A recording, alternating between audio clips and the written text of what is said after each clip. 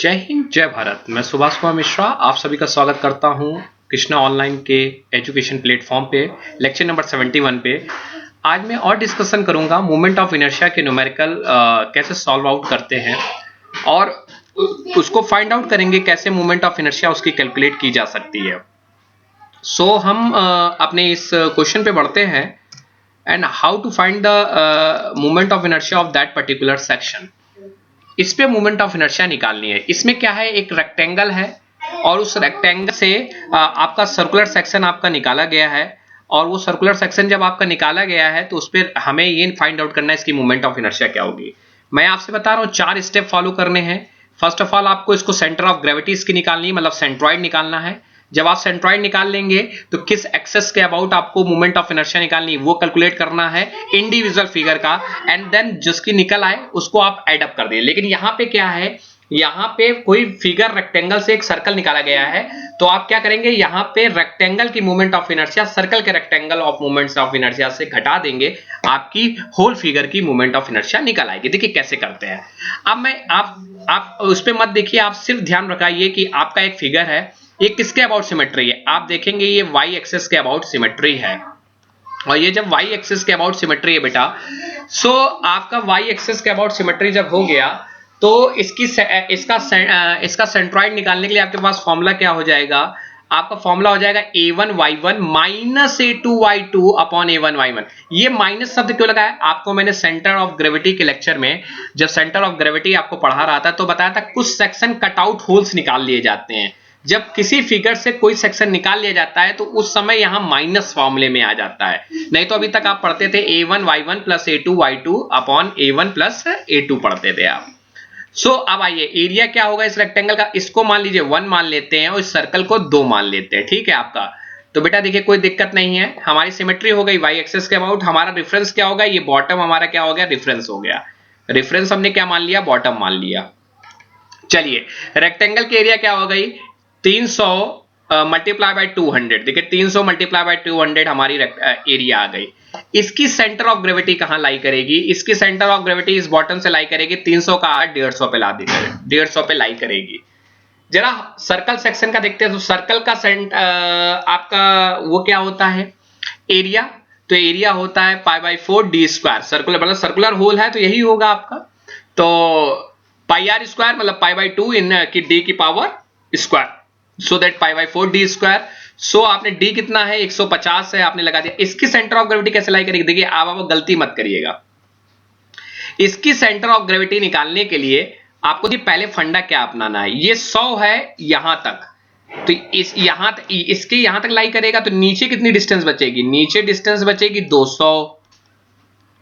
Clear, तो नीचे तो डिस्टेंस 200 बचेगी और इसके सेंटर यही तो डिस्टेंस, इसके भाई 100 ये जा रही तो यही सेंटर से निकले तो टोटल डिस्टेंस यहां से इसके बेस से कितना है 200, यही इसकी हो जाएगी आपकी सेंट्रॉइड, इसकी सेंटर ऑफ ग्रेविटी यहाँ पे। तो फॉर्मूले पर रखा हमें ये क्या मिल जाएगी, हमें इसके बॉटम रेफरेंस से इस फिगर की centre of gravity Y axis मतलब वाई बार सेंट्रॉइड मिल गया आपका 12.9। सेंटर ऑफ यहाँ पे होल एरिया लाई करेगी। लेकिन हमसे तो बोला गया है एक्स एक्सिस के अबाउट मूवमेंट ऑफ, तो ये तो एक पुराना पैटर्न था हमारा सेंटर ऑफ ग्रेविटी निकालने का, सेंट्रॉइड। अब मैं क्या करूंगा, इंडिविजुअल मूवमेंट ऑफ इनर्शिया निकालूंगा। अब देखिए पहले फिगर की मूवमेंट ऑफ इनर्शिया क्या हो जाएगी, एक्स एक्सिस के अबाउट निकालना है तो ये रेफरेंस ही हमारा क्या हो जाएगा, एक्स एक्सिस हो जाएगा।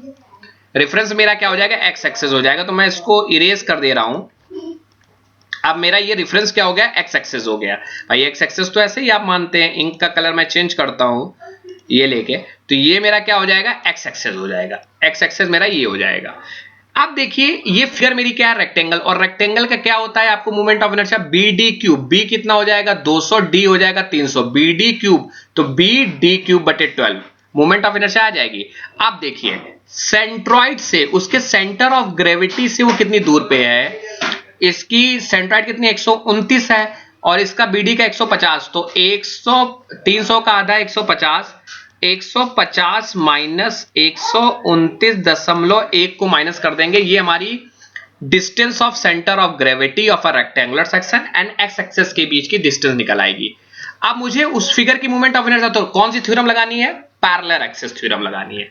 आप पैरेलल एक्सिस थ्योरम लगाएंगे तो पैरेलल एक्सेस थ्योरम क्या होता है, जिसके about I X axis I X X is equal to centre of moment of inertia of centroid, किस सेंटर पे क्या है, plus A into H square. तो ये निकाल चुके हैं। ए एरिया इसकी क्या हो जाएगी 300 इंटू 200, और उसकी एच कितनी उसकी डिफरेंस है, distance of centre of gravity और रेक्टेंगल है 20.9 का होल स्क्वायर। हमें इस फिगर की क्या मिल गई, moment of inertia about X axis, इस एक्सेस के अबाउट मोमेंट ऑफ इनर्शिया हमारी मिल गई। अब मैं क्या करूंगा बेटा, अब मैं मोमेंट ऑफ इनर्शिया इस फिगर सर्कुलर सेक्शन का निकालना चलना चाहता हूं। तो सर्कुलर ऑफ सेक्शन की मोमेंट ऑफ इनर्शिया जो है वो हमारा निकालने के लिए क्या होगा, यहां पे मैं देखता हूं इस सर्कुलर सेक्शन का moment of inertia pi by 64 D की पावर 4। तो पाई बाई 64 डी की पावर, डी कितना है 150। तो भाई ये तो हमारा सेंटर ऑफ आईजी आ गया है। अब एक्स एक्सेस के अबाउट निकाला तो डिफरेंस कितना है, इसके सेंट्रॉइड, इसका सेंट्रॉइड कितना है, इसका सेंट्रॉइड है 100 माइनस कर दो तो ये 200, 300 में 200, तो 200 माइनस कितना 129, ये डिफरेंस है। और इसी डिफरेंस के अबाउट पैरेलल एक्सेस थ्योरम लगा दो। सो हमारे दोनों निकल आए। तो अब क्या करेंगे, हम प्लस नहीं करेंगे क्योंकि ये सर्कल निकाला गया रेक्टेंगल से, तो दोनों की मोमेंट ऑफ इनर्शिया माइनस कर देंगे तो हमें क्या मिल जाएगा, moment of inertia of the whole figure हम फाइंड आउट कर लेंगे। सो बड़ा इजी है कि हम लोग उस मोमेंट ऑफ इनर्शिया को कैसे कैलकुलेट करते हैं। फर्स्ट ऑफ ऑल हमें पहले ये देखना है किसके अबाउट वो सिमेट्री है। सिमेट्री के बाद हमें ये देखना होता है कि आप फाइंड आउट करते हैं इंडिविजुअल उसकी मोमेंट ऑफ इनर्शिया, मतलब moment of inertia of different section its centre of gravity, an axis through its centre of gravity, उसके सेंटर ऑफ ग्रेविटी की तरफ निकालेंगे parallel to the X axis, किस axis के पैरेलल है।